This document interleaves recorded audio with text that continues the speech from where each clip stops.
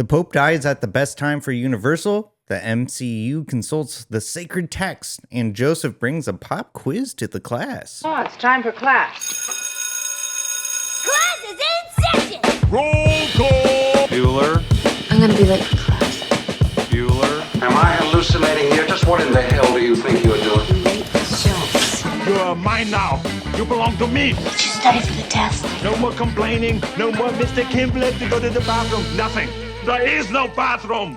Hello, classmates. Welcome to Middle Class Film Class. I'm your host for today, Tyler. I'm Joseph. And I'm Peter. We have a great show for you today. The eve of Mother's Day. Welcome everyone on YouTube Live and otherwise. And of course, the OG audio only classmates in podcast land. How is everyone doing today? I'm great. You sound like what's the word I'm looking for? Metered, calm, collected, in a zenful state. Yeah, it could be because I had a delicious cup of Abeyta coffee. Okay. Because, that was actually Dinut's coffee. Producer Justice made that. Oh, producer Joe. Yeah.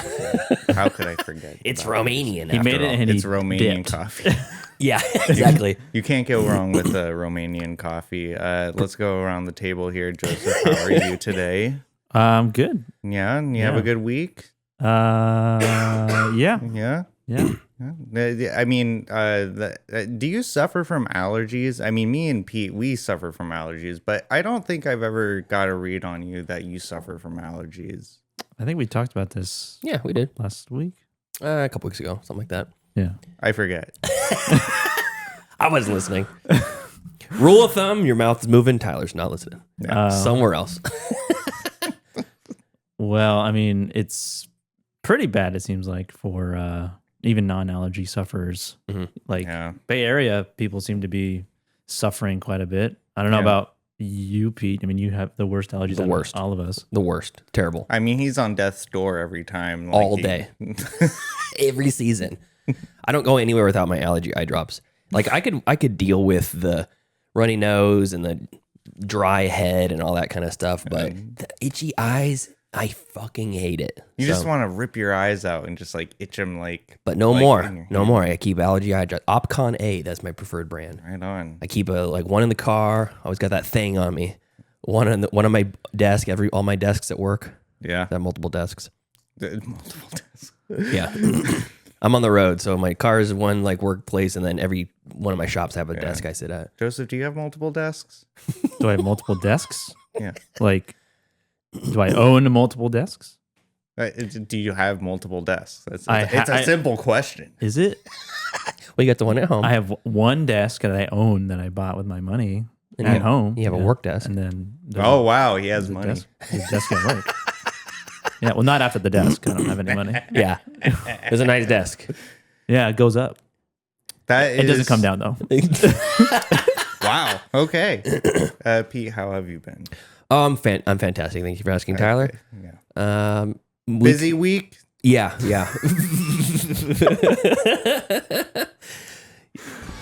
Oops, my bad. I was trying to do one of these. I like when Tyler's like in game show host mode. Game show host Yeah. mode. But it's a kind of This is show business, baby. the question came off a little judgy, like busy week, huh? Look at you fucking guy over there. Yeah, week's been busy. Okay. The slower we are at work, the busier it seems like my job is, Oh. which is weird. But I mean, the shops are running; they're doing their thing. And Yeah. when there's no work in the shop, which is the case right now, I'm basically just trying to drum up work from anywhere we can. Plus, our food drive just started.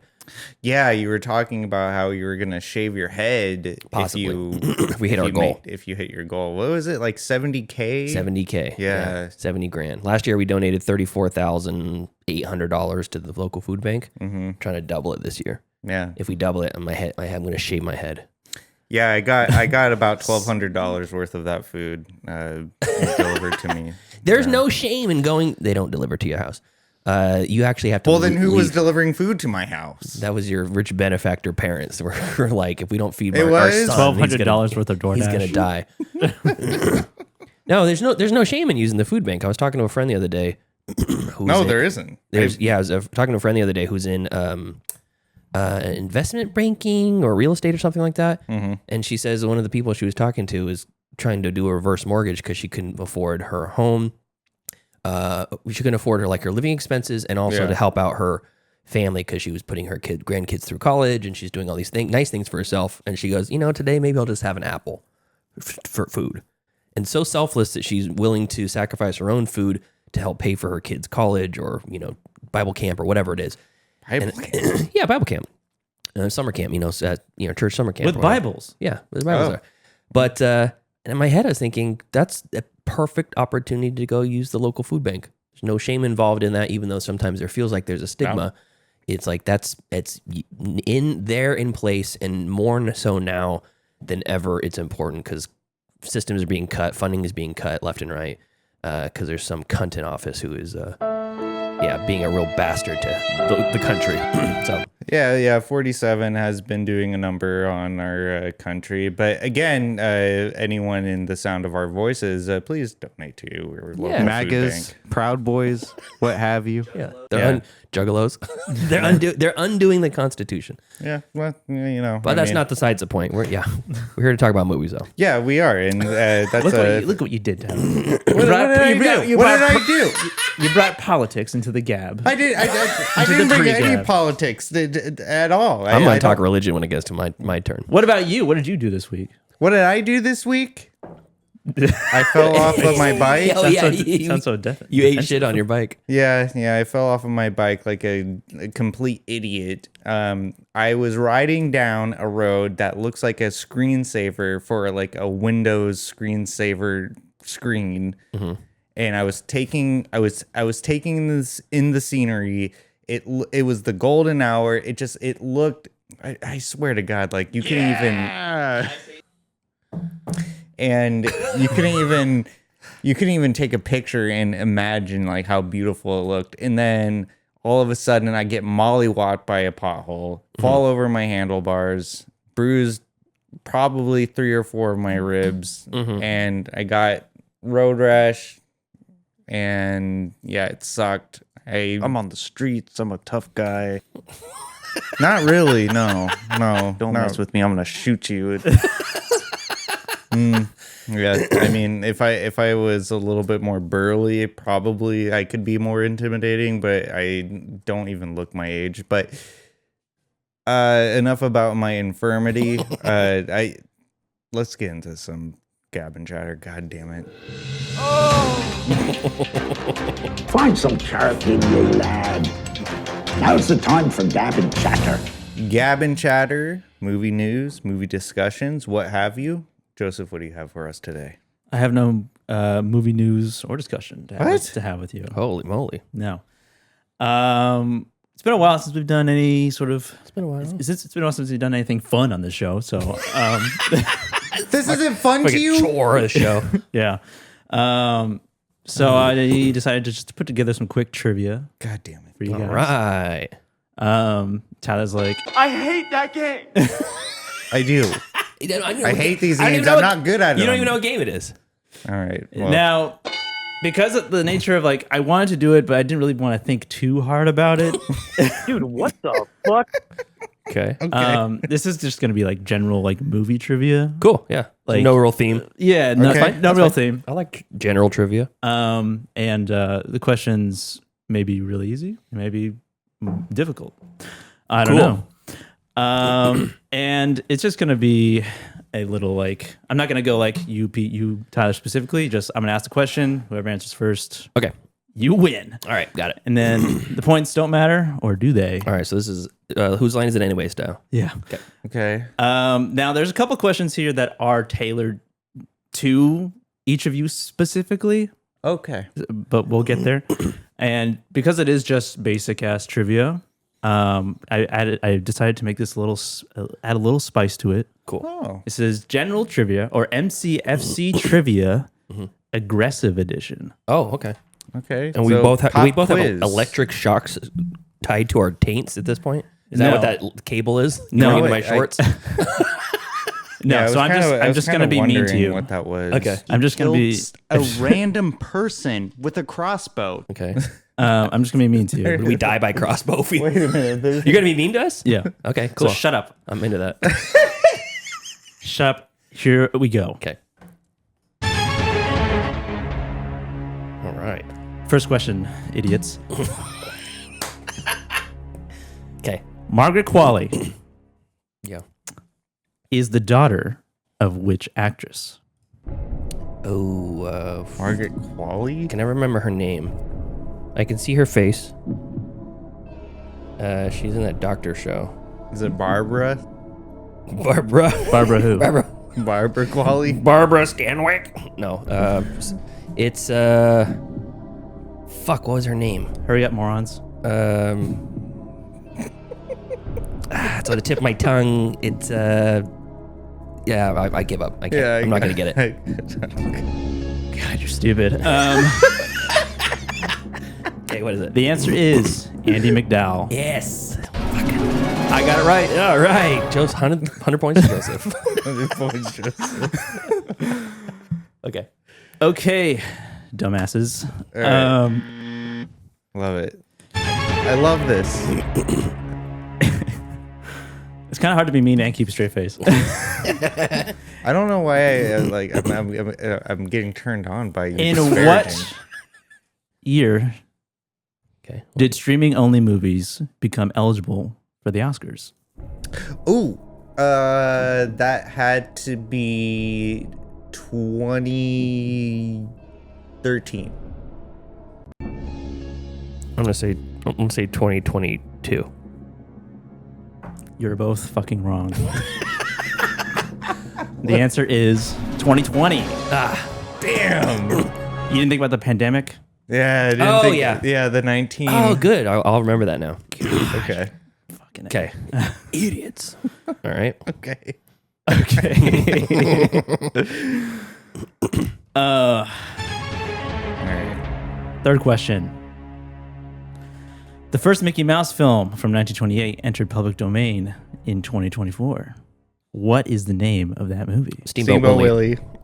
Damn it. You finally got one right. Yes. For Christ's sake. Jesus. Screamboat, the knockoff of Steamboat Willie's on. That's 10 points. Amazon Prime right now. Okay, 10 Oh, points. wait, that's out already? Yeah. Wow, I didn't know that. It looks terrible. 10 Yeah. points to Pete. Cool. Wait, what? I said, okay. I beat you. Yeah, he said it first. Okay.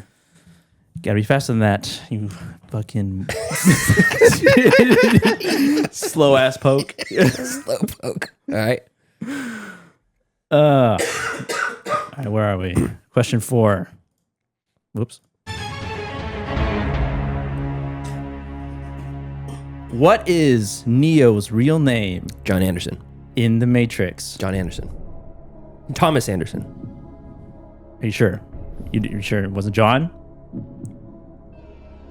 Thomas Anderson. How sure are you? I'm better be fucking sure. I'm very sure. He said it quicker. I was already going to say Thomas Anderson. Were you? Yes, I was. I don't think already you knew. were. Yes, I was. He Then said why it didn't you fast. why didn't you jump on it when I gave the wrong answer? Because I would have been in second. Like, what's the point? No, What's he the said, point? he If I gave said the wrong John. I said John first. Yeah, it's Thomas Anderson. Do you ever think?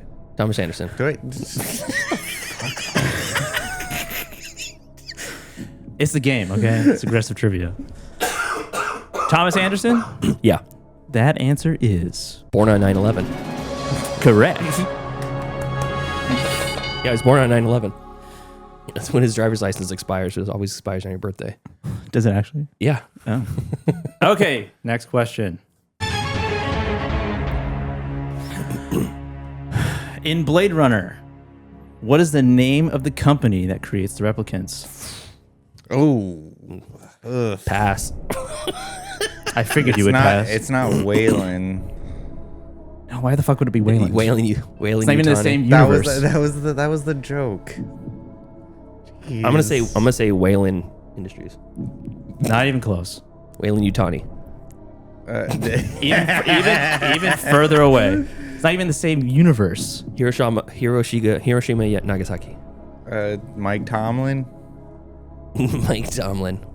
Is that supposed to be a joke? Yeah, Yes. it's the coach of the Steelers.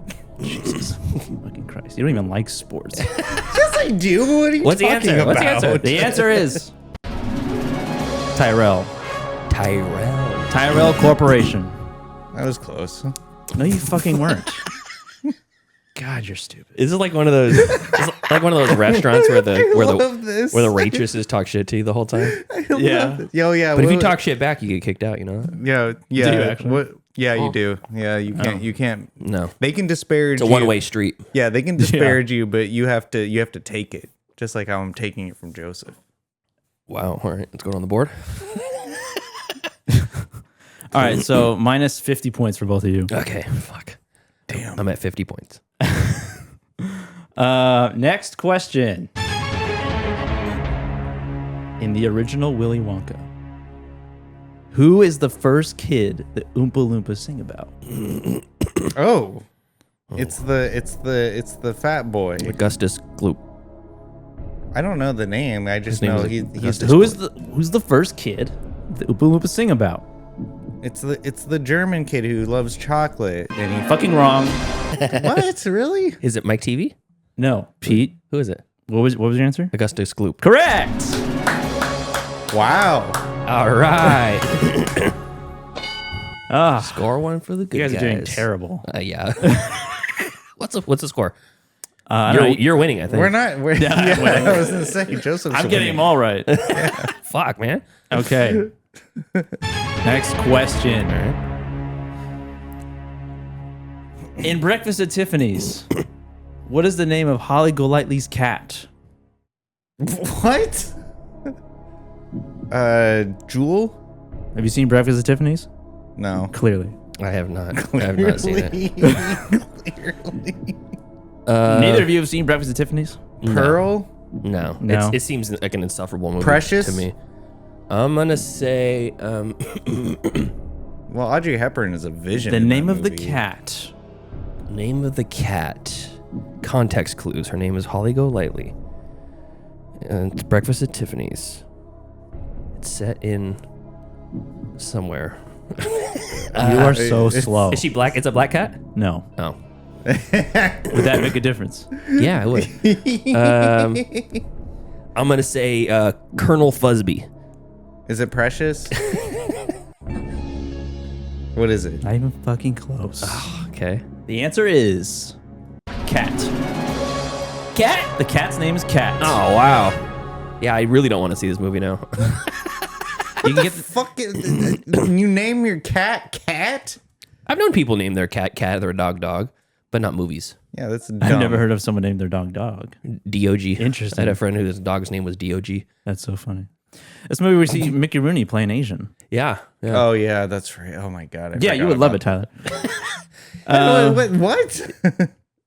You know, because of the, you know. Yeah. All right. Tyler's always walking around with his, like, pulling his eyes. Shut up. Next question. All right. Where does Hugh Grant's character work in Notting Hill? He owns a bookstore. I need you to be more A specific. travel bookstore. Oh, That that is correct. Finally correct. Yeah, that's correct. For once in your goddamn life. What's in your goddamn life? Okay. Owns a palatial state. Next question. All right. In the Truman Show, why is Truman afraid of water? Oh, I don't know why I played that. because he doesn't know how to swim. Can I answer? Just because you don't know how to swim doesn't apply to anybody else. I was on that freaking swim team in water polo. No one cares. Okay. I like this aggressive trivia. Because Hurry up. the corporation basically staged his dad drowning at sea, Oh, god damn it. and implanted essentially the memory that his dad drowned at sea, or maybe it's both his parents. Something like that. That is technically correct. But he doesn't know how to swim though. Because he's never tried because he's afraid of the water. Well, I was kind of correct. No. That's not why he's afraid of the water. He's afraid of the water because it's deadly. According to his memories that are fake. It's because Okay. he witnessed an accident involving his father. Oh, yeah. That's why he's afraid of water. It's like a big storm, and He's not afraid of water because he can't swim. his actor dad died. God, The Truman Show is such a horrific movie. Yeah. Not as bad as your life. In Avatar. The James Cameron Avatar, in case you weren't fucking sure. What's the name of the alien world that humans are visiting? Pandora. Pandora. Damn it. Are you sure about that? Yes. That is correct. All right. For 2 points. Sweet. For 2 points. All right. The questions that I don't tell you there's points have 0 points. Oh, okay. Oh, okay. Sounds good. Okay. All right.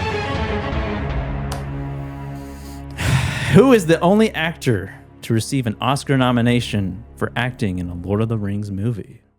For acting in the Lord of the Rings movie, he got the Oscar nomination for the actual Of the entire cast, he's the only person to get nominated for Lord of the Rings. for Lord of the Rings. Viggo Mortensen?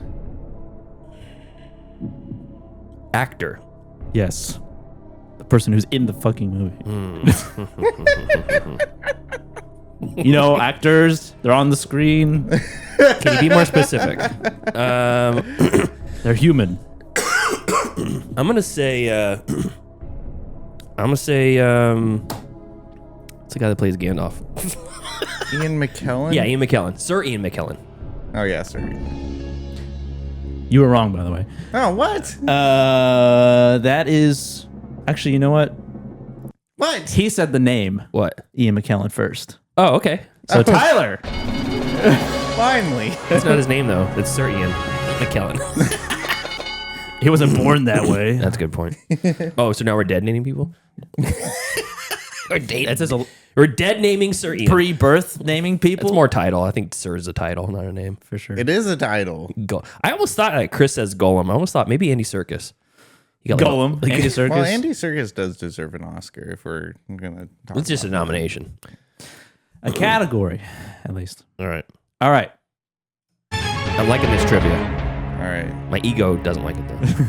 I should have wrote down a bunch of insults. Instead. Yeah, there you I'm go. just going off of the dome. We can do an insult generator. Next question. Name as many of the top 5 grossing R-rated films as you can. Top grossing? In the top 5. Name as many as you can. Okay. Whoops. Oppenheimer. Deadpool. Deadpool versus Wolverine. Oppenheimer. That's 2. That's 1. Oh. You still got a chance, Tyler. I mean, this is kind of hard. Is it? Titanic. Titanic's not rated R. Are you I sure? think it is. I think it is. No, it isn't. There's boobs and bush, dumbass. Yeah, they dropped the F-bomb and the N-word a few times. Fucking iceberg right ahead. The N-word is not a swear word to him. Pulp Fiction. No way. No. R-rated. That makes it hard. Silence of the Lambs. Nope. Damn. It's 2-1 right It's now. only I can think of- Terminator. No. Terminator 2. No. Aliens. No. You're just naming movies that you like. That's true. I am. Don't look at the chat. The live action Aladdin remake. I give up. I don't know. Yeah, I give up. Hereditary. Well, Pete wins because he got 2 of them. All 3 Deadpools are in the top 5. No Oh, shit. what the hell? All right. Wow. And Joker as well. Joker. Oh, yeah. Really, Joker. I You got forgot. 4 comic book movies and Oppenheimer in the top Joker. R-rated films, top grossing R-rated films. That's right. I forgot about Joker. Yeah, one of the least grossing R-rated movie, Joker 2. Least rated, maybe. Okay. This is good stuff. Next question. Oh wait, there's more. Good job, Heather. Yeah, I could just do the whole show. I'm fine with this. Who was the first black woman to win an Oscar for Best Actress? Bonus if you can name the movie. Good luck, Tyler. Halle Berry. Wait, what? Okay, go ahead. Finish your answer question. Finish it. Halle Berry. I don't know the movie. Halle Berry, Monsters Ball. Correct. I guess the actress. He gets points. I get bonus points. You get half a point. Okay. He gets Fair. 500 points. Fair. 500 days. Okay. Now, these next two questions are tailored to each of you specifically. Oh, okay. All right. Each one is going to be one of you and one is going to be the other. Okay. In case it wasn't clear. Yeah, I got it. Next question, Tyler. Son of a bitch. We reviewed the Pianist, directed by Roman Polanski, your fave, on December 6, 2023. A film you described as a chore to watch. I listened back. What did you grade that movie? The Pianist? What did you grade that movie? I think I graded it a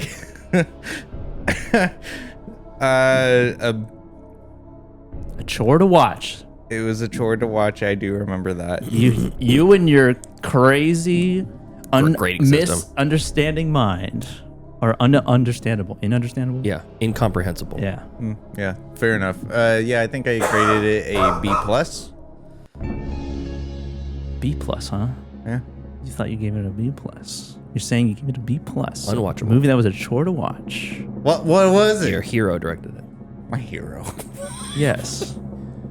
Man famously known for raping a child.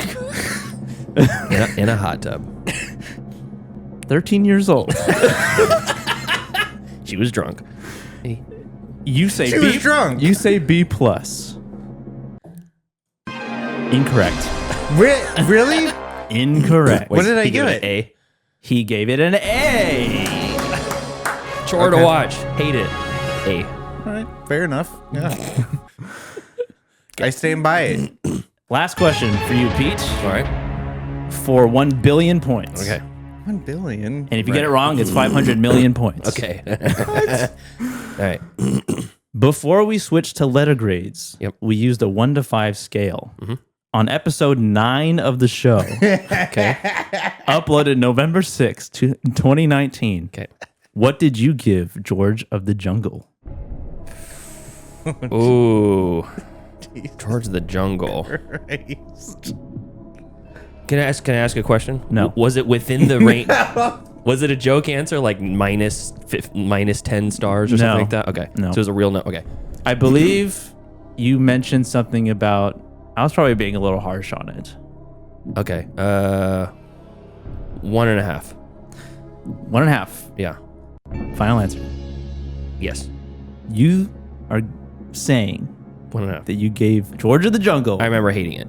that we reviewed in 2019 a 1.5 out of 5. Yeah.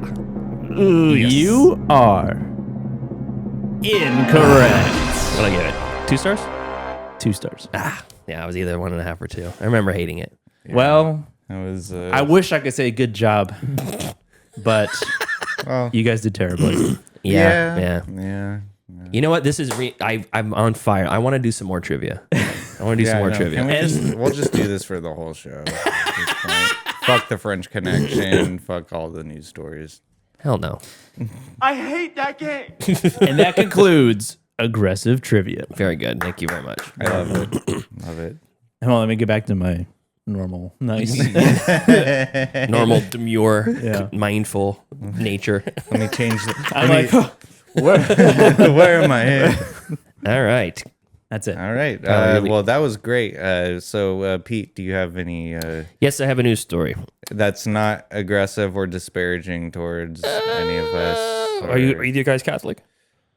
We'll We'll be okay then. I flirted with the idea of being Catholic. I was baptized as an infant. Does that count? After Wait, you were? in Catholicism? Wait, hold on. Is it Hold on, Catholicism hold or on. Christianity? You were Catholicism. You were okay. baptized, Yeah, well, I mean, I didn't choose it. so you're saved then. No, you have to have. He's not going into the flames. No, that only happens. They do that before you have free will, and then after you have free will, you have to recommit yourself. Oh, you do? Yeah. I did. Apparently, I have no memory of this, but I apparently did do like Sunday school or first You communion. did Sunday school? I had zero memory. Maybe it was something traumatic happened with the priest. Well, regardless, I blocked it all out. what does this new story have to do with Catholicism and Christianity? Please as tell a us, whole? Pete. What does it have to do with it? Well, What the fuck? guys, I thought you pulled that mask off, Joseph. Sorry, I'm still recovering. Okay, Yeah. it's, it's my old life. so we got a new pope. He's from Chicago. His Is that the first American pope? first American pope. Yeah, he's Pope Leo the 14th. His original name was, hold on, let's see, what was it Robert? here? Provost. Provost, yeah. So Bob Provost from Chicago, the sausage king of the Midwest. Yeah. Abe Froman. He's a Peruvian dual citizenship, Peruvian American. Went to college in Chicago, lived in Chicago, and after the Pope died, after J.D. Vance killed the Pope, with his visit to the Vatican, shook his hand, gave him the grip of death, and that was all she wrote. Then we got an American Pope who also hates J.D. Vance, which is funny. Yeah. But the thing that I'm bringing up though is that this couldn't be better timing for Universal. Because they just released Conclave. And if you guys don't know what the concept of Conclave is the process that the church goes through, the Vatican goes through, where all of the cardinals from around the world come in and they basically sequester themselves within the Vatican in locked rooms. And the word conclave is an amalgamation of two Latin words, conclave, which means basically under key. So basically, they lock themselves away from the, yeah, where's the more you know? And they lock themselves away, and they vote on who the next pope is. Yeah. Thank you. Conclave itself, the movie, super fun. Way more fun than I was expecting for a religious. Isn't the lead the guy, the chef from The Menu? Yes, it's Voldemort himself, Ray Fiennes. And it's Ray Fiennes, Stanley Tucci, John Lithgow, a couple other people. Oh, wow. John Lithgow's in it. Yeah, he's Okay. great. Yeah. And the whole thing is like, well, how do you vote on the Pope? What makes this cardinal better than that cardinal? Well, there's like, it's like Big Brother and all this stuff happening during, the Real World Road Rules challenge inside the Vatican. And they're all like voting on, oh, this guy seems kind of an asshole. And oh, this guy's too progressive. And this guy's not progressive enough. Okay. So the funny thing is there's reports, though, that the new Pope, before he was actually elected Pope, and a bunch of the other cardinals had watched Conclave in order to get an idea of what it was going to be like to be in the Conclave. Wait a minute. So they don't have any idea of No, there's probably some idea, but it was like a refresher. Well, how long had Pope Francis been the Pope? Let's see. I don't know, like definitely over 2 decades for sure. I remember when he was elected Pope, it was a big deal. 2013. Yeah, so it's been about 12 years. And but the whole process, the conclave process, has been ongoing for, I want to say, a couple hundred years.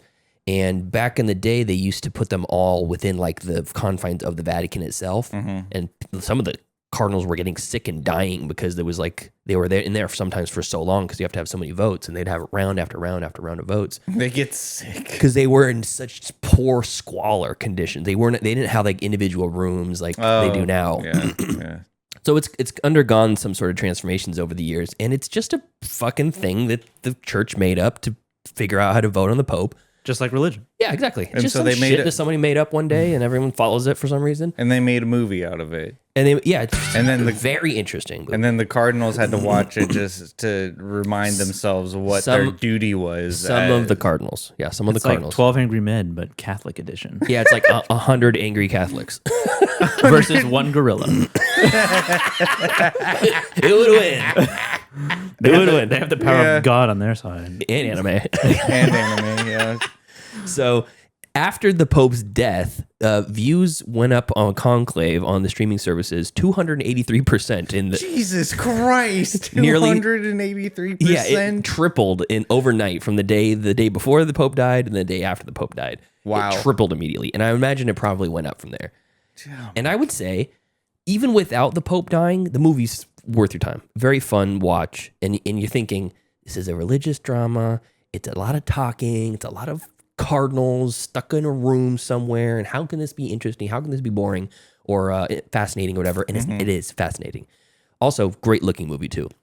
A lot of really like total jerk off shots about like showing all the cool religious iconography and like the red robes and all the really cool different segments of the church and how they're all coming together. And then Isabella Rossellini also plays one of the lead nun, and she has a part in it too, and she's fantastic. So the movie itself is great, but I just think that the timing was so funny because it came out, it hit Peacock. I watched it on Peacock. Now it's streaming on Amazon Prime. And then the Pope died, and everyone's like, "Oh, you couldn't ask for better publicity, brother." I mean, rest in peace, Pope Francis.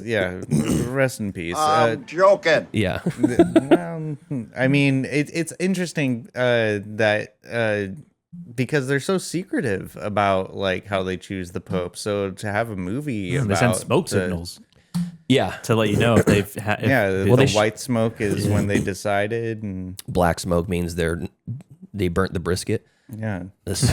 I've always said this, like in a post-apocalyptic world, if I was stranded in on the other side of the pond, I would want to go through the Vatican, and I would like go through their archives and stuff, and just like Oh, you want to, like, if the world ends, that's what you want to go is read all this stuff there. It's all in Latin. That's a good point. oh yeah, It's like Probably it's all in Latin. I would imagine so. well, I mean, I am illiterate, so yeah, that might be a Illiterate in one. Actually, technically, you're illiterate in every language. yeah. So that even if might it be- wasn't English, Well, I mean, if it was well, maybe I could find a TikTok if the servers were still up. But Yeah. So, probably not.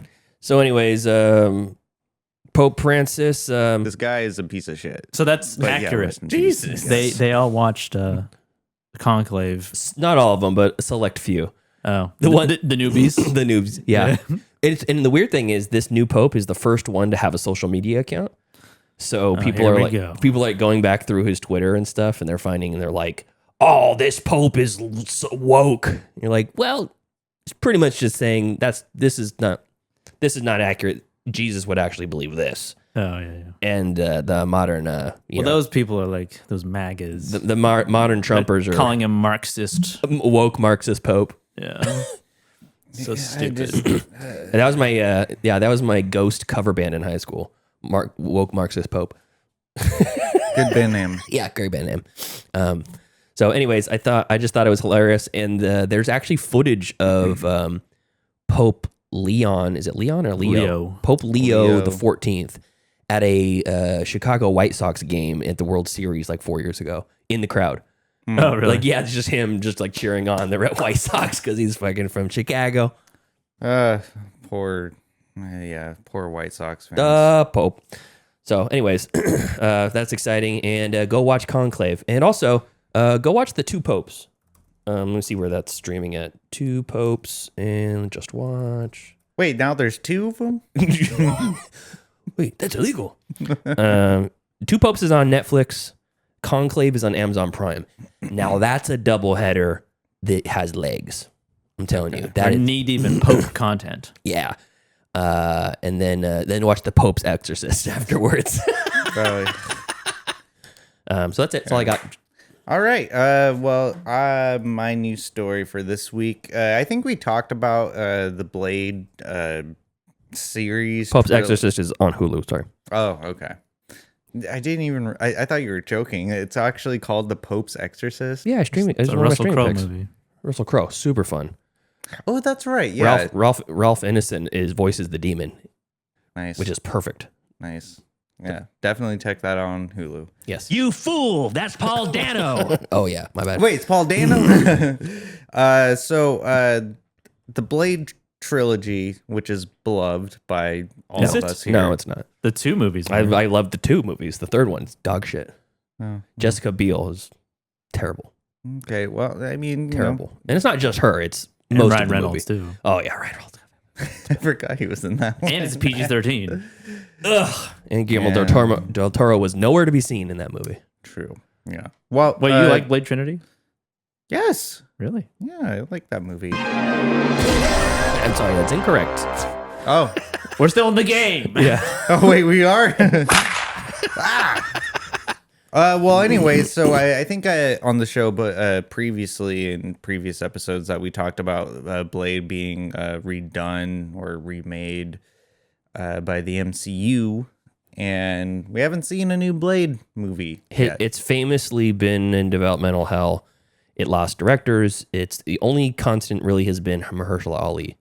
Well, this title from Variety.com says Wesley Snipes, a Blade trilogy writer, is ready to reboot it to help Marvel's delayed reboot get made. Quote, what in the world is going on? Why is it taking so long?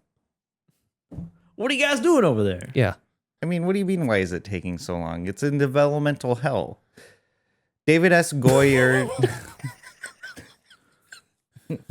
David S. Goyer recently told Screen Rant that he is more than ready to answer the call should Kevin Feige's Marvel Studio need him to write Mahershala Ali's Mahershala Ali. Mahershala Ali. I apologize. Mahershala Ali's long-delayed Blade movie. Goyer is no stranger to the comic book vampire hunter, having written all 3 movies in Wesley Snipes' original Blade trilogy. He even stepped in to direct 2004's Blade Trinity. He wrote the whole trilogy, then he directed the 3rd one. Mm-hmm. Oh, rough. Okay. He goes on to saying, I've always loved the character and I love him. He loves him. I love him. I love him. I love him.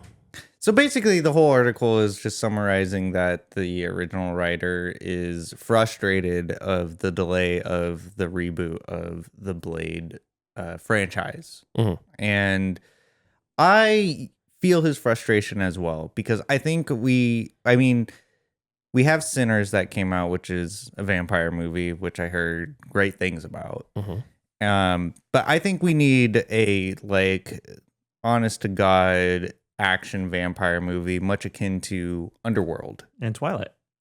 No, not Twilight. You sure about that? Tyler, what's your favorite vampire movie? My favorite vampire movie, Mm-hmm. easy, Nosferatu. Before Nosferatu. Before that, it's recency bias. But yeah, you're right. Interview with the Vampire. That's mine too. Joseph, how about you? I guess, recency bias, Sinners, but I'll allow it. Really? Wait, you allow that? But yeah, that's right. That is correct. Before that, honestly, Blade was really, that's cool. I think that's in my top 5. I watched that a lot, and then Blade 2 followed closely behind it. Yeah, Blade 2 is really good. Yeah, I think I like Interview with the Vampire because it humanizes the vampires. But also, Always From Dusk Till Dawn, Dawn, I watched that a lot as a kid. That was really good. Oh, Dusk Till Dawn. I don't even think that cracks my top 20. I haven't seen it. It's in top 20, really? It's name 20 vampire movies. No, don't do it. Let the right one in. Underworld. Only lovers left alive. No sequels. No Neon lovers? Demons. No sequels. Bram Stoker's Dracula. Neon Demons. No remakes. What? Blade. Thirst. Lost Boys. Oh my God! Now Shadow the Vampire. Fright Night. Name 20 movies that are in your top 20. I am. Okay. He has a list already. Chronos. 30 Days of Night. 30 Days of Night. Yeah, that's okay. No, that's too many. Dracula Untold. Van Helsing. Wait, Dracula Untold in your top 20? No. Okay. I'm just listing vampire movies. I think Dusk Till Dawn might be that's my number 2, I think. But I think with the day and age that we are living in right now, I think we as a society deserve a really good Blade movie. Society deserves. We already have a really good Blade movie. We have 2 of them. No, we need a new one. No, we don't. We got a new Nosferatu. Robert Eggers blessed us with he does. a Papa Eggers. master masterful take on Nosferatu. Now we need Blade. I think us as a society deserves to be wiped off the planet, actually, instead of given a good movie. Yeah, I think we should. Well, as being eradicated. Well, as Russ Cole says, we should deny our programming.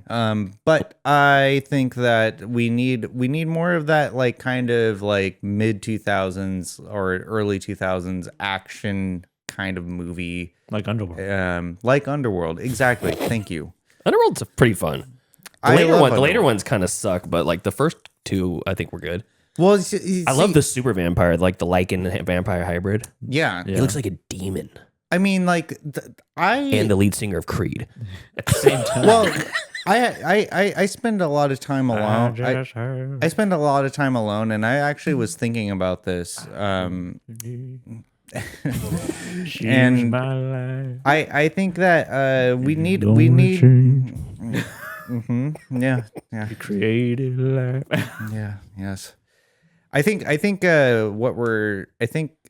oversaturation of like streaming movies, like just overall streaming, is like taking away from the classic sort of like action movies mid movies. I've argued this before, and I'm gonna argue it again. We need more mid movies. Now, that's not to say that there has been mid movies that have came out that are mid good. But it's just you know what? Maybe it's just nostalgia hitting me when I like see like the original Blade Runner is trying to reboot the series. Blade Runner or Blade? You said the original Blade Runner? Not Blade Runner. Just regular Blade. Just Blade. I don't know why I said Blade Runner. He's not running. You said you're mixing up Blade and Showrunner. Yeah. So I have high hopes that we are going to get a Blade movie soon.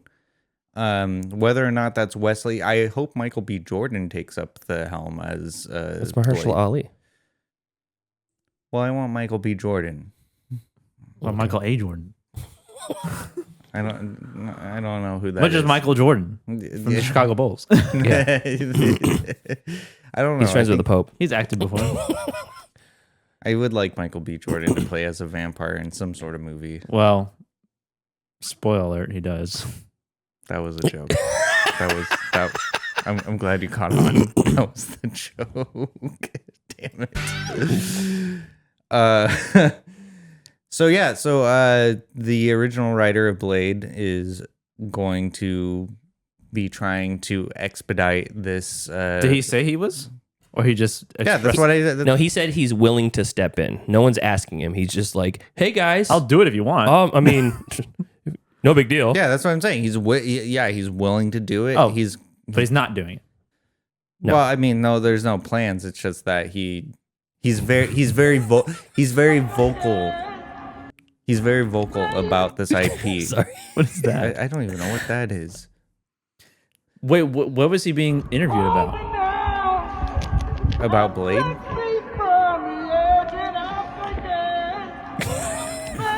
It's the Creed vampire singing. Top of the mountain. Okay. So what was he being interviewed about? About Blade. Just about Blade? Yeah, they were asking him about Blade. Where did this take place? This interview? Where did it take place? Like, who was he talking to? Variety.com. Variety.com. And they were just talking to him about like, hey, what's the deal with Blade? Yeah, that's exactly it. And you wrote the first 3 Blades. Would you step in to write this one? Because they can't fucking figure it out. Yeah, I don't think... I'm ready. I'm ready to do it. I don't think that was the question. It was more that like he was very, very passionate about he must this. Have been talking about something else. He seeked them out. He's like, guys, I got a quote. Put this in your magazine. Yeah. Well, I mean... Yeah. I mean, the article, like, it just really talks about the subject matter of him being a part of the Blade franchise going forward in the future. And so I'm really excited for the future of Blade. I hope it happens. I hope they find a good young actor. It's Mahershala Ali. Give him that at least. You can't even pronounce his name. Do you even know who that is? Yes, I do. I know. Who is he? What's he been in? Name one movie we covered on the show. A good one. Yes, I know. Anyways, trivia. So you don't know? No, I don't. No, I don't. I'm not going to be put on the spot like this. He's the stepdad in Place Beyond the Pines. He is? He's also in Moonlight. Yep. Oh, Covered that on the show too. okay. Okay. Well, He's black, by the way. oh. Well, I mean that. Tyler's like, I figured by the name. That's why I didn't want to learn how to say it. What are we doing, Tyler? Well, what we're doing now is going into streaming picks. Movies. Wanna watch a movie? Yes, I do. Disney Plus, HBO Max. If I don't get the pick, show's over. I have grown accustomed to Hulu Plus. Amazon Prime. I like Netflix. Streaming picks, movies that we watched this week on our favorite streaming services. Joseph, what do you have for us this week? I've got a few. Hold on a second. Here. All right, you're done. That's it. I can play aggressive too.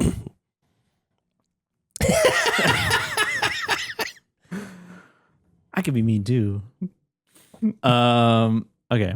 So first one I watched is a kind of a rewatch. I've never seen it from beginning to end. And Deanna's never seen this movie. So this is Crazy Stupid Love. Crazy Stupid Love. With Steve Carell, Ryan Gosling, Great movie. Emma Stone, Marissa Tomei for a little bit. And Julianne Moore. And Steve Carell and Julianne Moore are a divorced couple at the very beginning of the movie. Julianne Moore tells him that he wants a divorce, that she wants a divorce at dinner. Love it.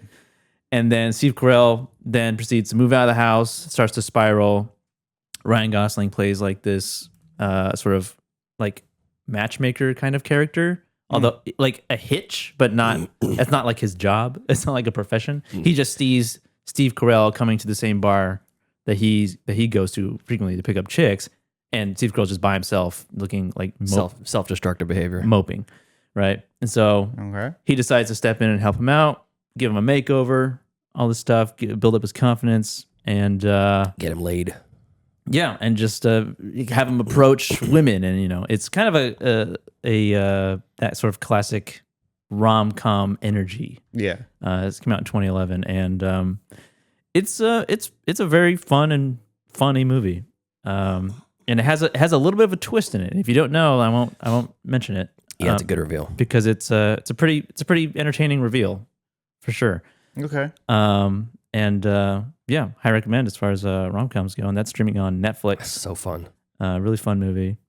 And there's an even like a romance thing with his young son who's like in love with some girl at school. There's kind of a layer of creepiness. Yeah, it gets strange, and you're like, yeah. But the thing is that's real life. Yeah, there's a babysitter who's like a secondary character who babysits for Steve Carell's kids, and she's got to be 17 or something? 16? She is 17. Okay. And the kid is like 13, and he's like has a massive crush on her, the babysitter, but she has a massive crush on Steve Carell. On the dad. And it gets to a point that's very inappropriate. Oh, like kind of like American Beauty sort of thing. Yeah, but he doesn't have feelings for her. It's a one-way street. Yeah. She's like obsessed with him. Mm-hmm. Fun. No, I want you to see you fuck. Yeah. And Ryan Gosling, Emma Stone, obviously they get together. They obviously get together. Oh yeah. And then the sequel is La La Land. That's right. Exactly. Yeah. But yeah, it's a really fun. Where's that streaming? Really fun, funny movie streaming on Netflix. Nice. Everybody should watch that. It's so good. Light fare. Have you seen it, Tyler? No, I have not. You would love it. Okay. You would love it. You would. It doesn't seem like a movie you would love, but I'm telling you right now, you'd love it. You wouldn't expect to love it. I do trust your guys' judgment on a movie that I would love. Mm-hmm. And you never watch them. Sometimes. Not often. Thank you, Pete. Yes, I do. Not all the time. Out of 100 recommendations, I might get 2. Okay. He's like, I'm not going to argue. What are you holding your hands up I'm not for? going to argue that. Don't shoot. A stray laser killed your father. Next movie that I watched. Now we have all watched it. I watched Companion. Oh, nice. Nice. Streaming on Max. And Please tell me you loved it. Was the reveal that she was an android? Was that supposed to be the twist? It's a small twist, just a very small reveal. Yeah, because they like put it in the marketing and everything. Yeah, and that kind of you kind of already know. But yeah, I mean they reveal that really early though. So yeah, that's the first third of the movie. Mm-hmm. And you can kind of see there's like kind of strong hints towards it. He calls her Beep Boop. Yeah, and that's a great nickname for your fuckbot. Hey, that's offensive. That's okay. To who? To the the androids. No, don't say that. Yeah, this is a pretty entertaining movie. Pretty entertaining. It was like if like Ex Machina was silly. Hey, that's not bad. Yeah. I mean, it was pretty entertaining, and I like to see I like where it was going and how she gets basically control, gets autonomy. And then there's a second reveal that was more surprising. Yeah, but you there's like a little bit of a lead up to it, and you're like start suspecting it, and you're like, oh, okay. Yeah, I could see that. You're also like kind of out of his league. yeah. I like the little like. I mean, I like the implants, the memory implants, and the flat. Like you actually see the memory implants. The way that it's executed on film is good, and the way that they redo it to like when they have to sync up with the partner, and they have the same exact cute encounter. It reminded me of It's What's Inside. The way that was shot. Mm-hmm. But it was pretty good. It's Hulu, Max. Oh, Max. Yeah, Max. Yeah, we've talked about it 3 times now. Cool. Yep. I caught up on a recommendation from our German spaghetti western friend. Oh, cool. What was his name? Sebastian. Sebastian, yeah. Sebastian. The head motherfucker in charge of the spaghetti western database. He mentioned a movie called And God Said to Cain. Oh, man. Yeah, it sounded good. And which is streaming on Amazon Prime, Tubi TV, and Pluto. Nice. And this was not as good as like the ones that we reviewed. It's way better than Hudson River Massacre. But it was pretty like uneventful, I would say. There's a lot of I can't remember in the ones that we reviewed where the camera went handheld at all.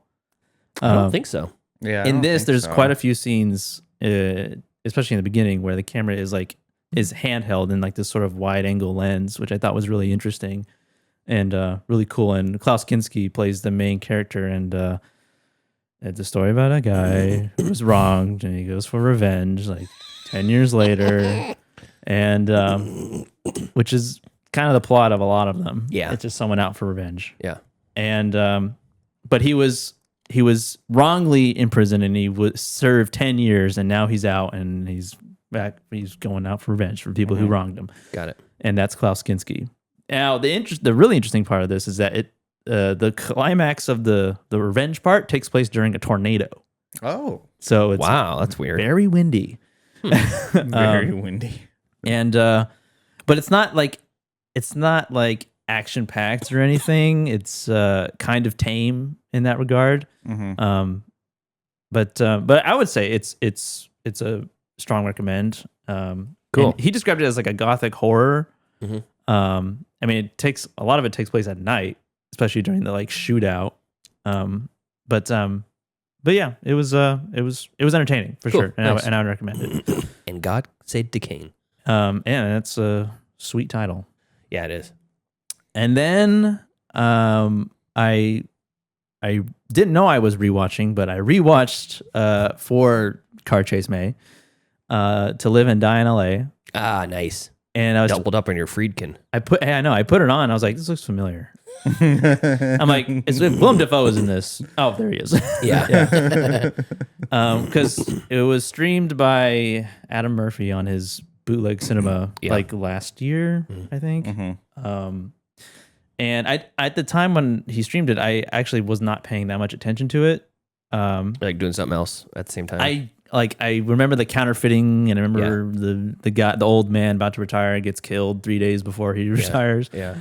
This is streaming on Tubi and Pluto, and there is one good car chase scene. There is in this movie, and it goes through the LA River. He goes through against traffic. Against traffic. And they filmed that at the end of production so that they wouldn't. They filmed the rest of the movie before so that they would have most of the movie done before risking the lives of actors. There's similar trivia for French Connection, which I'll tell in a bit. Yeah. But it's an entertaining movie. You got Willem Dafoe, William Peterson, John Turturro, and Dean Stockwell. And Robert Downey Sr. is in this as well. Oh. I don't remember which one he was, but he was one of the detectives. Do you know that they hired real counterfeiters and then they printed basically real counterfeit money and freaking like used a ton of it? Oh, really? He's like, this shit works good. And he just like took it. He started spending it around town and stuff. That's awesome. He's insane. Freaking was insane. So the plot is that this guy's partner gets killed, who's about to retire, and John, the guy who plays John Grisham in CSI, is out for revenge, and Willem Dafoe is actively trying to get his counterfeit money back so that it's not in circulation and it can't be traced back to him. And he's going to all these different people that he's given this money to, and basically like a mob boss, and like, I need that money back. Otherwise, I'm going to kill you. And Willem Dafoe naked a lot in this movie. Thank God. And it was. I mean, it's a perfectly entertaining movie with a pretty solid car chase sequence. I like this one for sure. And that's streaming on. Did I say it right? Tubi, Amazon, and Pluto. Oh, Amazon too. Nice. Yes, and that's what I got. Nice. Pete, what do you have for us this week? All right, I got a torrential downpour of movies I watched this week. So I'm gonna do my 3 car chase movies I watched this week, from worst to best. Okay. And this might piss some people off, but the original Italian Job, worst of the week, 1969, starring Michael Cain. Michael Cain. And maybe my opinion doesn't matter on this because I fast forwarded through like 30 minutes of this, at least, maybe 40. You fast forwarded? I was like, hey, man, I watched the first 20 minutes. I'm like, this movie stinks. It's like not good. Well, then why even continue? Well, I wanted to see the car chase. Was it boring or was it?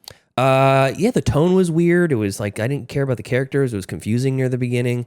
Like Michael Caine was pretty cool, all right, and he was playing the Mark Wahlberg character from Italian Job, the remake. Yeah, the remake. But the plot's completely different. The completely different of the two. So in this one, a different Italian Job.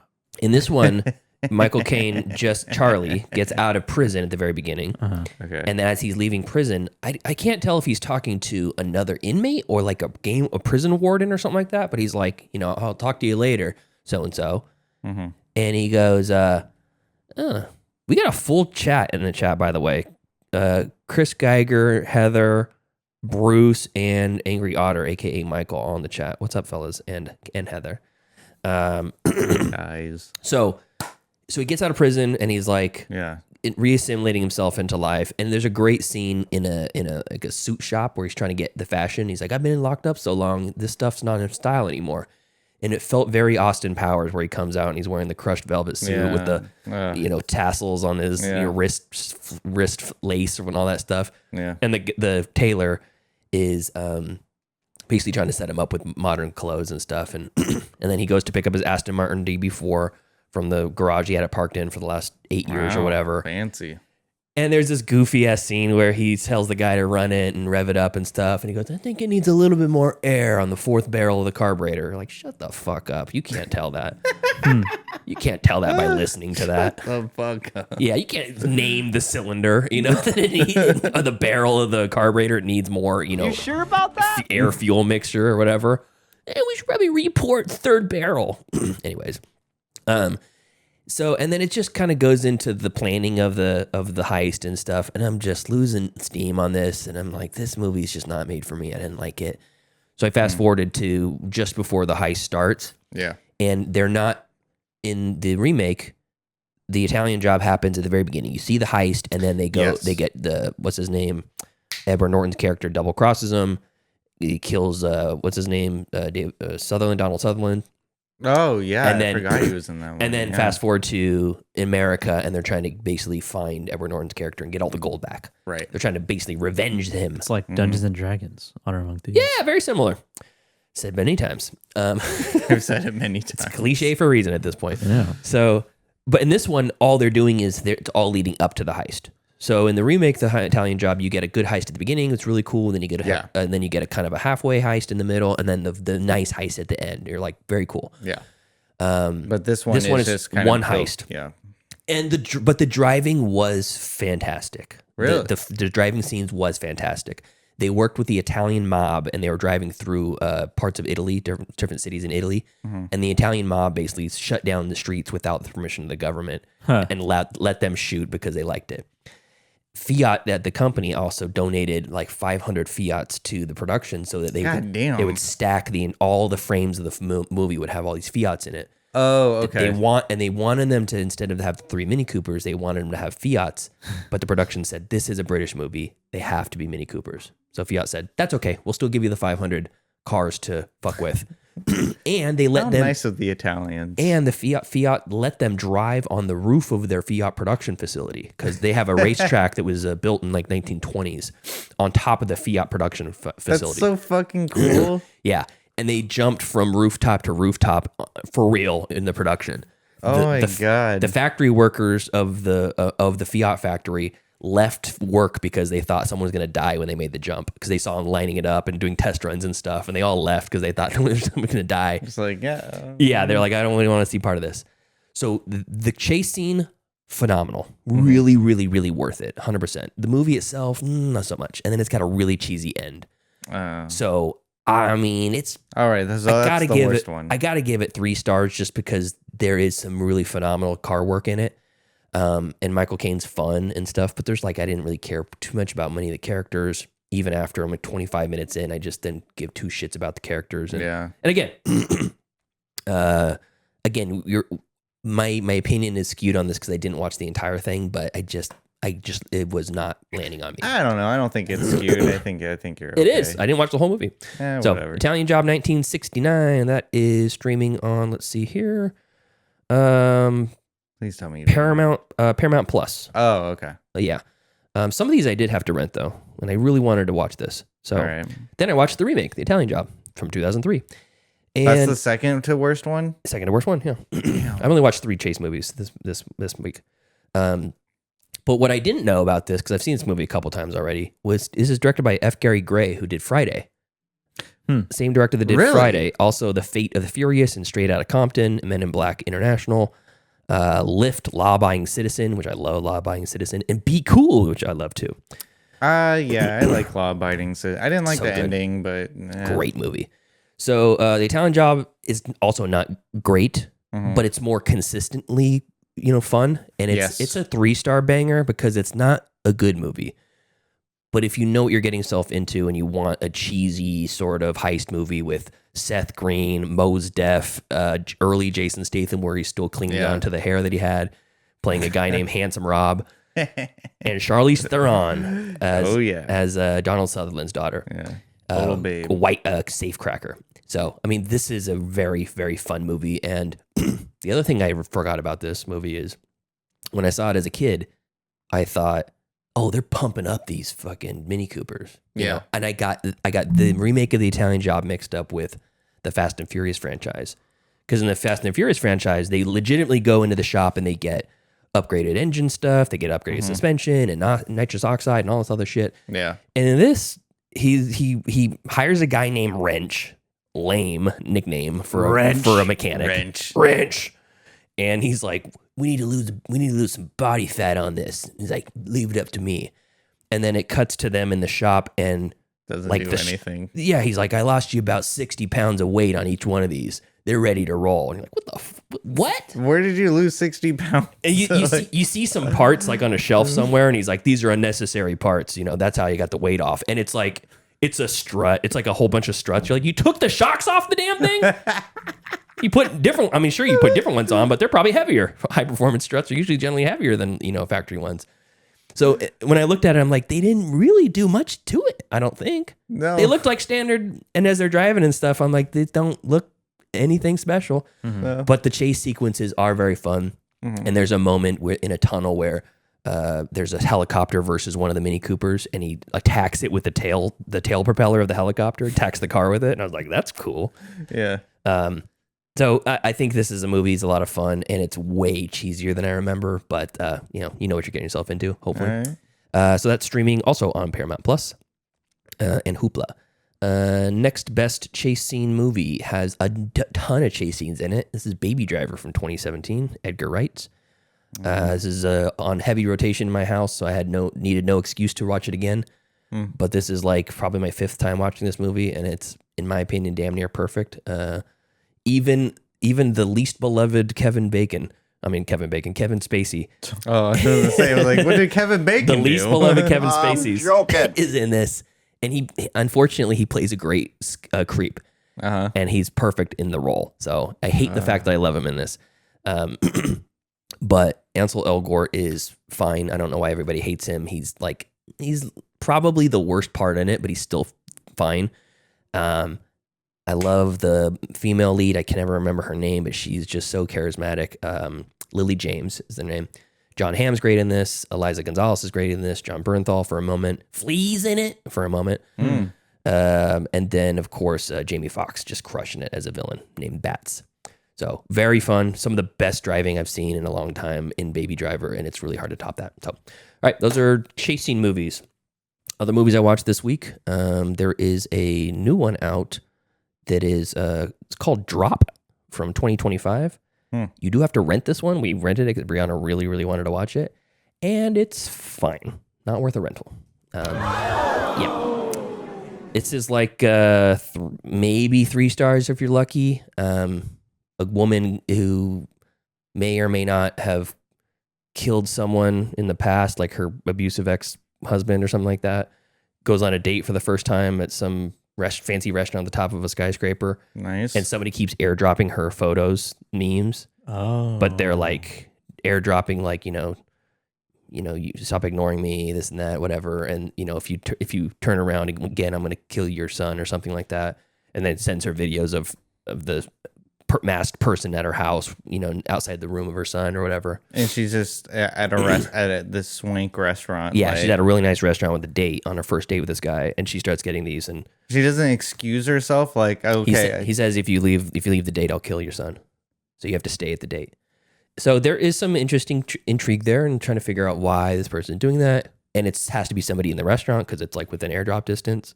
Mm-hmm. So there's some interesting stuff there, but man, it is a frustrating movie. I'm sure.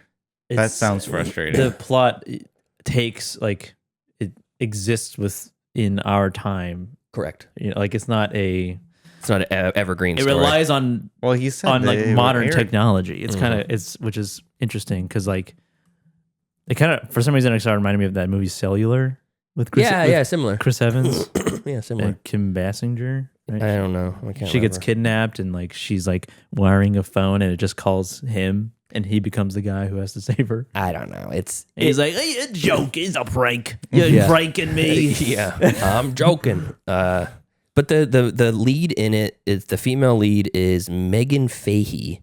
I don't know her name, but I recognize her. I couldn't tell you from where she's from though. And then the main actor is Brandon Sklenar. Brandon Sklenar. Sklenar. Sklenar. Okay. And he's like a dreamboat. He looks like somebody that I would imagine is going to be in a lot of stuff as like the romantic hot lead in the near future. Right. He's very charismatic.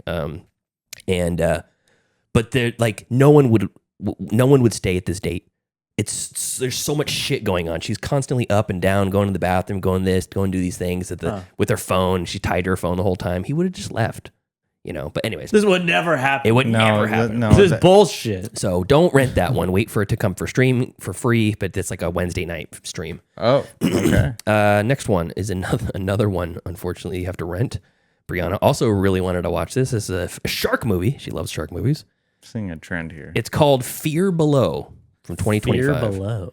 Yeah, Okay. this is a Australian period piece from around the 1920s, something like that. Okay. Okay. And mobster style, like gangster. Yeah, see? Yeah. There's a shark in the water. He's got a Tommy gun. A mobster shark? No, and The shark's got a fedora. See? they have a bunch of crates full of gold bullion in the back of their like old timey truck, and it crashes into this river, sinks to the bottom of the river, and they hire some diving people to go under and give it, go get it. And it's old school. It's like the 20s, so it's got like the brass like diving the- bell, Oh, yeah. you know, Just and like walking down there. air hose, and Yeah. they go down there. The air hose. Yeah, and they go down there to retrieve it, and there's a shark in there, and it's a bull shark because they're freshwater and in saltwater. They can they swim upriver, and that's where they like They go They're both ways. biologically correct in this movie. they were. Yeah. Brianna's like, well, if it's a river, it's probably gonna be a bull shark. I'm like, fuck, I don't know. And then the next scene they go, oh, it's a shark. Oh, she got bit. Oh, it's probably a bull shark. Oh yeah. Bull sharks are known to be in these areas, you know. And if they're up this far up, that means that they're laying their eggs or whatever. They're giving birth. I mean, she's gonna be extra aggressive. Scientific explanation. Yeah, for real. It's a bull shark.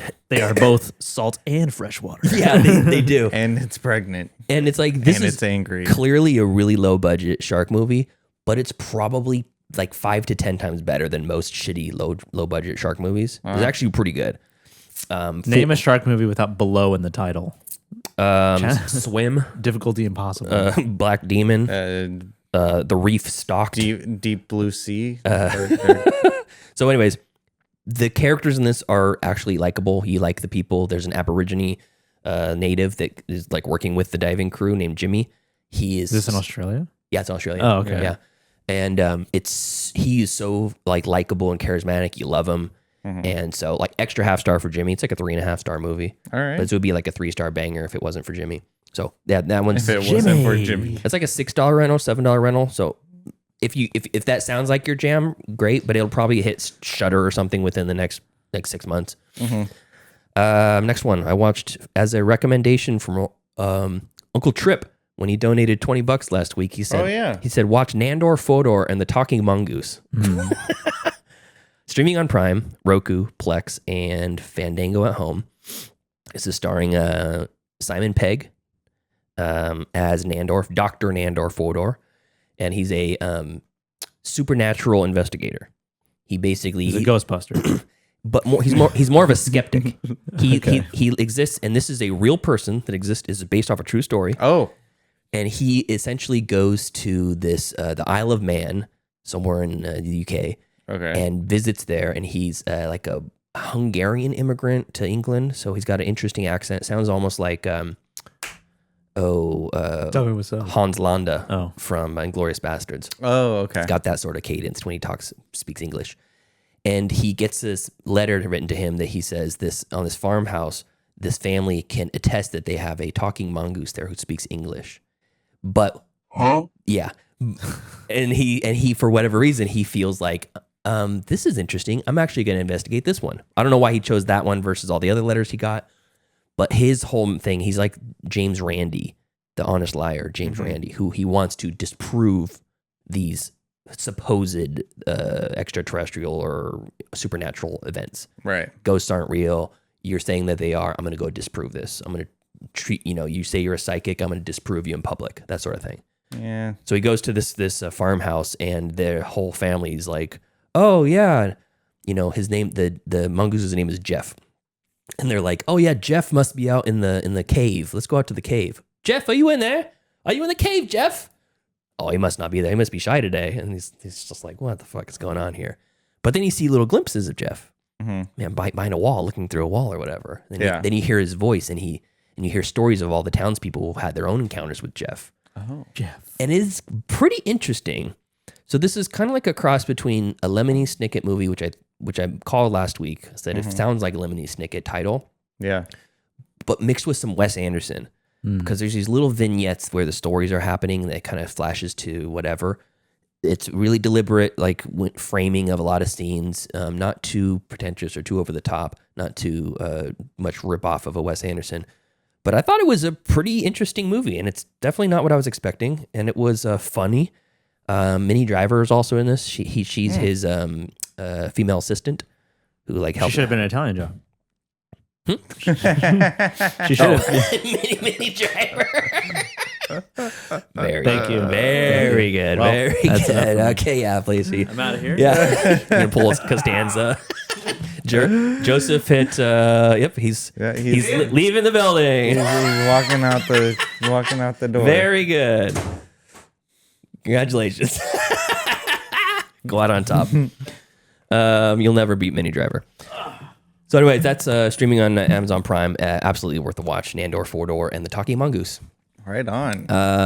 Next up, Hard Eyes. Wait, there's more? Yes, I know. I had a lot of this week. Hard Eyes. Heart Eyes on Netflix. Oh yeah, that's that horror movie. Yeah, it's a horror slasher rom-com. It came out around Valentine's Day, and it's about a killer that kills couples on Valentine's Day. Nice. It's got Devon Sawa in it. It's got Jordana Brewster Very in original. it. What? Killing couples in a horror movie. Original. On Valentine's Day with a mask that has heart eyes. Yeah. It's a fun slasher. What are you complaining about? You haven't seen the fucking movie. No, I have not. Why are you so angry about it? I don't know. I don't like anything. Please continue. Olivia Holt is the main actress, and then Mason Gooding, which is Cuba's son, Cuba Gooding. I was going to say Cuba Gooding Jr. You're getting a Cuba Gooding the second or the third? Nah, he named him Mason. And he's the main lead, who's also in the new Scream movies. He plays one of the twins. Also, a couple other people you might recognize: Michaela Watkins, Devon Sawa, Jordana Brewster. And Jordana Brewster, surprisingly, very good in this. Okay. Like, I know she's kind of a wet blanket in the Fast and Furious series. She's not really given a whole lot to do in that series, but she's pretty funny in this. She plays a detective who's investigating the Hard Eyes killer. Mm-hmm. Okay. And she's hella thirsty. Like, she's always talking about some date she's going to be on Tinder, or, you know, when she's interrogating one of the witnesses, she's like, so are you single or whatever? Less talky, more fucky. Yeah. She's great. I like Devon Sawa, and he's her partner in this, and he has a very small part. Like, I was kind of wishing there was a little bit more of him. But this is done by Josh Rubin, the director who did Werewolves Within, which I liked quite a bit. Mm-hmm. And this is a funny slasher, which is way more gory than I would expect. Okay. But it's almost a meta. Like, it feels like it's trying to be a sort of a Scream sort of thing, mixed with Happy Death Day, mixed with My Bloody Valentine. Yeah, I mean, based off of your description, and kind of, I was getting that vibe off of it. Yeah, and it's. I think it's fun. I think the script has some problems with it, kind of in general, just the overall structure, but it didn't really deter me. This is like a good popcorn movie with friends or with a couple. Okay. And then lastly, I won't say much about this because it's just a great adult thriller, Black Bag. Black Bag, yeah. And this is streaming on Peacock right now for free. This is starring Michael Fassbender and Cate Blanchett. Oh. Also, Tom Burke, who plays the guy in Furiosa and Mad Max Saga with the scar in his mouth. Oh, okay. It's kind of supposed to be like Max Rakatansky. He's in this, and he's really good. Naomi Harris is in this. Pierce Brosnan's in this. Regé Jean Page, who's the great guy from the Paladin from Dungeons and Dragons, is in this. Mm-hmm. And it's basically Cate Blanchett and Michael Fassbender are both spies, and they are kind of suspecting that the other one's a double agent, kind of like Mr. and Mrs. Smith. And there's a bag of some kind. Well, it's a black bag is the code name when they're like, "Where were you?" And he's like, "Black Bag." They're on a mission. Oh, so that's cool. So he's kind of like watching his wife, and she, what were you doing this weekend? Black Bag. And he's like, is she cheating on me, or is she on a mission? Yeah, because now it can be used as... Yeah. So that's kind of the thought process behind it, but it's a very understated. It's not super actiony. It's more like calculated and cool. And this is directed by Steven Soderbergh. Oh. Yeah. So he did Aaron Brockovich, all the Oceans movies, Contagion, Logan Lucky, Sex, Lies, and Videotape. So there's definitely Kimmy, more Unsane, of like Presence. It's a really well shot movie. Yeah. So so that's again streaming on Peacock, and it's a adult thriller. So understated, similar to Ronin, except for without all the action. I want to say there might only be 5 or 6 gunshots shot the entire movie. Wow. So it's like you're not going into missions and things aren't really. It's more about the behind the scenes of the missions. Oh, all so, right. and the relationship between the two spies. So sorry that was long-winded, but I had a lot of interesting. No, I mean stuff this week. those sound like very. I mean, except for the worst one that you mentioned, the Italian Job, the original. I still think it's worth watching. You do? Yeah, that chase scene is phenomenal. Okay. He also said his opinion is skewed. Yes, because I didn't watch the whole thing. Well, I don't think I don't agree with that characterization, but yeah, cool, great. Those are some very interesting movies. Well, yeah. Thank you, Joseph. So piggybacking on the car chase season, month, Car Chase May. I watched 2019 Stuber. Stuber. Yes, starring Dave Bautista, and I almost don't want to pronounce the other main character's name, but for comedic effect, I will attempt because to. It's gonna be funny.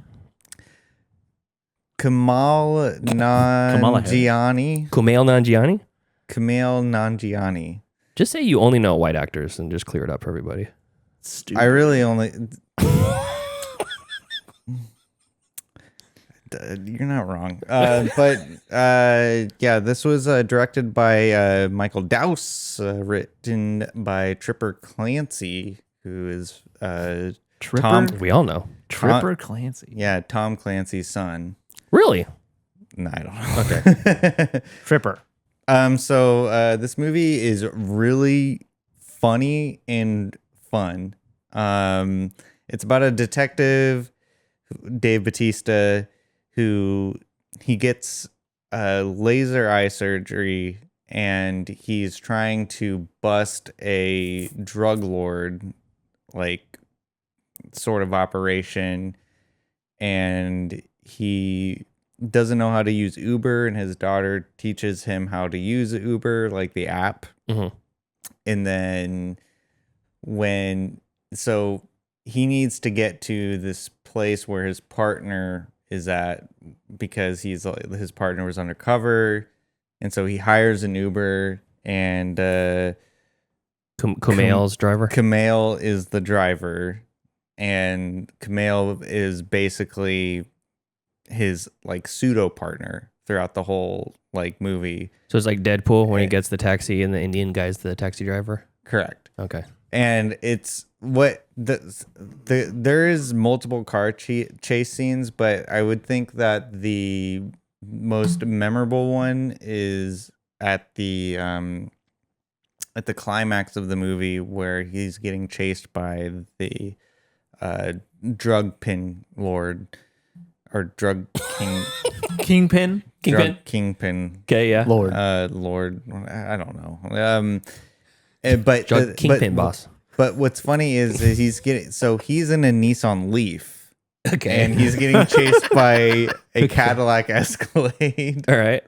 And it's just, it's hilarious, because the chase scene is very entertaining. Because just the way it's shot, like you're really like on the edge of your seat. Like it's not cheesy or anything. Like you're actually like you're really invested.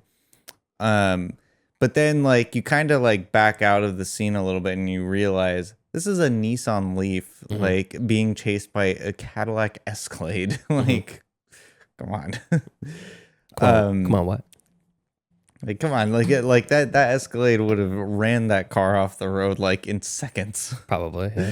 And but it was fun. It's on Hulu, right? Yes, it's on Hulu. Dave Bautista. What this movie really did for me is that it made me realize that Dave Bautista, he's not a just like a one character actor. He really range. He has range. He's got it. And I know people are gonna say, "Well, I watched this movie and he kind of seems like he's playing the same character." Yeah, he's leaning onto the character that people think that he should be. Like it's a bit satirical in a sense. He's I get it. He's subverting. Why don't you get it? He's subverting your expectations by playing the exact same character again In this movie. Yeah, but it's a little bit more like ironic. It's supposed to be like ironic humor. Like it's supposed to be a very ironic sort of action movie. Okay. But the humor is very well written. Story simple. I had a really great time, and plus I love Kumail. I think he's really, really funny. Like anything I've seen him in, I've always laughed. He just has like this certain comedic effect that he puts on whatever he's in. He's great. He's super funny. It's just really funny. So that's streaming on Hulu. Stuber. How'd you find this movie? Well, I almost don't even want to say it. Just say it. Just be honest. I saw a clip of it on TikTok. Oh, okay. And then I decided to put it on. What's your rating for Stuber? I would grade this B+. Very funny. Okay. Very funny. And I would revisit it again. Almost as good as The Pianist. That's so funny to say that. Okay. Stuber. If you like The Pianist, check out Stuber. And then I revisited a very old movie that I had not watched in, I think, a decade and a half, maybe even more. 2003's Old School, starring I used to watch the shit out of this movie. Will Ferrell, Luke Wilson, Vince Vaughn. My God, this movie is freaking hilarious. What I really appreciated about this movie was that it doesn't overstay its welcome. Like it really moves along quickly. Like, and not to say like the movie is like rushing you to the end, but it's not overstaying like the comedic bits. I remember being worried that because Will Ferrell's a bombastic sort of comedic character, and sometimes he could be in a scene a little bit longer than needs to be. And so, but with this movie though, they did not lean on Will Ferrell's character, and they more so like had a much equal relationship. Yeah, he wasn't the star of the show. Right. It was like he's got funny parts. Vince Vaughn's got funny parts. Luke Wilson's got funny parts. Yes. I thought Vince Vaughn was hilarious in this movie. Luke Wilson has sex with a 17-year-old in this too. That was a little surprising. The character was 17? His boss's daughter. Yeah, his boss's daughter. I completely forgot about that. Played by Alicia Cuthbert. I don't know who that is. It's the actress who played that character. Okay. I guess I'll believe you. So what I really like about this movie too is what I like about Luke Wilson, like in all of the movies that he's in, is that he plays the regular guy, but it's not just a regular guy. It's like a actual person who like has the understanding of the absurdity of like our reality of being a conscious human being. And he emotes that so well. And in this movie, he's doing it's actually brilliant. He's operating on another level. You think he's just playing not sure, but he's actually playing some guy. I don't know if you're making fun of me or not, and I'm just gonna ignore it. But like I could, like like I always relate to Luke Wilson in every movie, and so. Shut the fuck up. I love it. And I can't enjoy your review. No, I can't even laugh at it. You're bringing me joy, don't you see? I'm just playing. Yeah, I'm joking. But but what Old School, like I know Old School is characterized as like a bro movie. Like a lot of bros will be like, oh yeah, I like Old School, and they'll like do like the same old famous quotes like "You're my boy Blue" and stuff like that. It's like, yeah, yeah, that was funny in the movie, but what I like about the movie is the pacing and the writing and the delivery of specifically Vince Vaughn's character. I think it just was. It came out at the right time, and and it just was just an overall great movie. And it plays one of my favorite songs right off the bat in the beginning. So it's like I was already down for it. Which one is that? It was what the fuck? Here I go again on my own. I can't remember the song name for the life of me. Sing it. It's a Yeah, that one. yeah, that one. No, it's a Too Young to Be Sad. Too Young to Be Sad? Yeah, by Ryan Adams. Yeah. Oh, Great. okay. Yeah. Young boy, done me bad. When did you wrong? Ding, ding, ding. It kind of sounds like this song.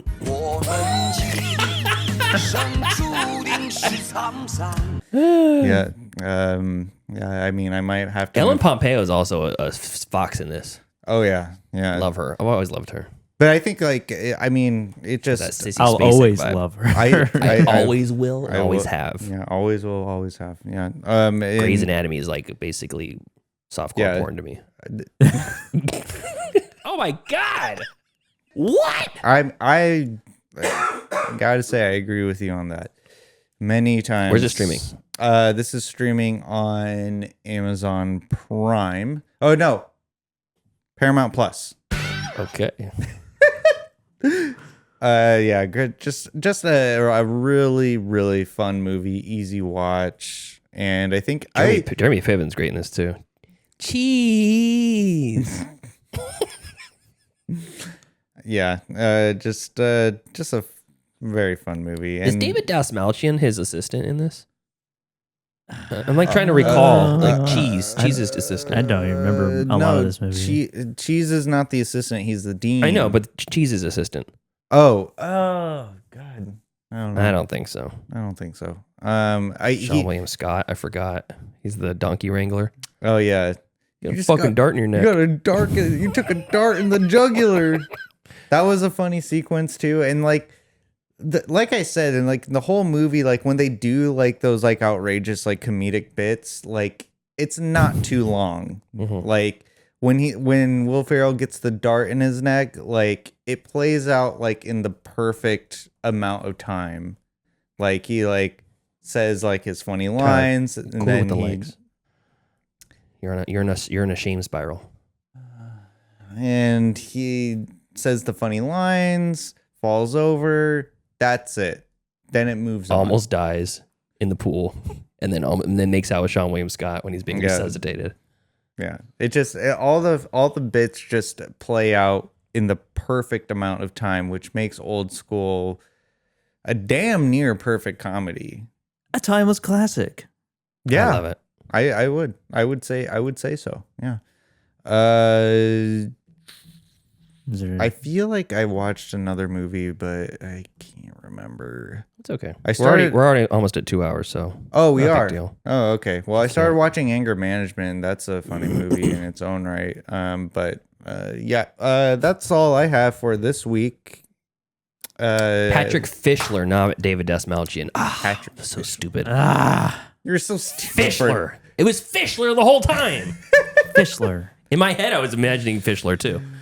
No, that's David Dastmalchian. He's the guy that gets scared by the bum in Mulholland Drive. Oh, that guy. Oh, yeah. I do kind of Yeah, they were similar. as a resemblance. Also, at the beginning of Idiocracy, starring Luke Wilson. He's the guy that doesn't want to have kids because they're not ready for it. Yeah. While Cletus is having a million kids. Yeah. Oh my God. Maybe Our world is so small. Okay. Yeah, maybe one day. But anyways, that's it. I don't think we have anything more to say. Joseph, this do you was have a anything great to say? episode. No, he does No, I have not. nothing. Tyler, give us an episode grade. Episode grade? Give this episode a grade, yeah. Oh my God, A+ all the way. Big fan.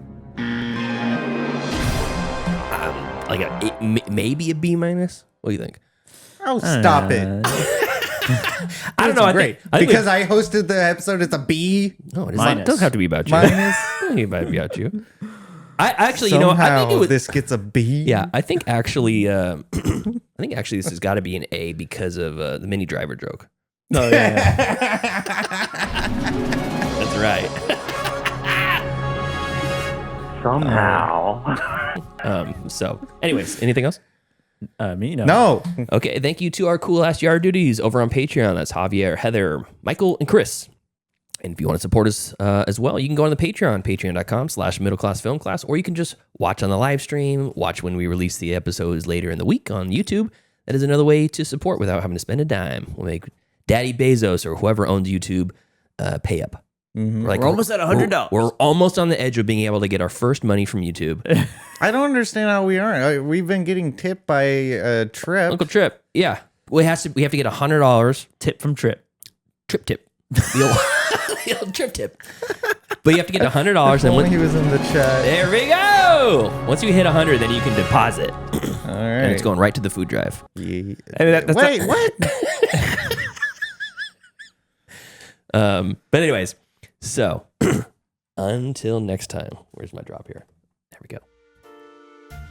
Thank you for joining us as we long-winded gab and chatter. We play some games, we talk about movies, and we talk about some car chase scenes. Follow us later on today if you're on the live stream, later on in the week if you're on the podcast, as we review The French Connection, starring most beloved, what's his name again? Gene Hackman. Gene Hackman, that's it. Follow us on Facebook, facebook.com/MCFC podcast, and send us an email, mcfcpodcast@gmail.com. Yeah, and follow us on Instagram at Middle Class Film Class. And on TikTok at Middle Class Film Class, and on Twitter at Podcast MCFC. All right, we're going to take a quick break. We'll be right back. See ya. See you next time. See ya. Okay, dumbasses. Class dismissed. I gotta get out of here. The bell doesn't dismiss you. I dismiss you. You're free to go. See you next week. See you later. See you later. That's a wrap. Great show.